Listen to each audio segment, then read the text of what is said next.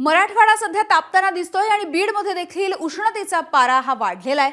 उष्माघातांच्या रुग्णांसाठी आता परळी उपजिल्हा रुग्णालयामध्ये उष्माघात कक्षाची स्थापना करण्यात आली।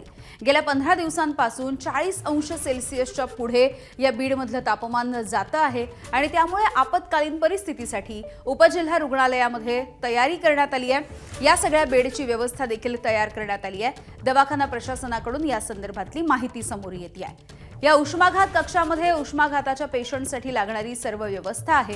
सध्या उष्णतेची लाट आहे, त्यामुळे विनाकारण नागरिकांनी घराबाहेर पडू नका। घरी कूलर किंवा एसीचा वापर करा। पांढरे सुती कपडे वापरा। उन्हापासून संरक्षण करण्यासाठी जास्तीत जास्त पाणी देखील प्या, असा सल्ला उपजिल्हा रुग्णालयाचे वैद्यकीय अधीक्षक यांनी सर्वसामान्य नागरिकांना दिला आहे। सर्वप्रथम उष्माघाताचा पेशंट आल्यानंतर त्याला आम्ही IV फ्लुइड्स म्हणजे सलाईन वगैरे देतो। बाकी त्याच्या काही उपचार पद्धती जे काही मेडिसिन वगैरे त्याला आवश्यकतेनुसार दिलं जातं डॉक्टरांच्या सल्ल्यानुसार। ABP माझा, उघडा डोळे बघा नीट।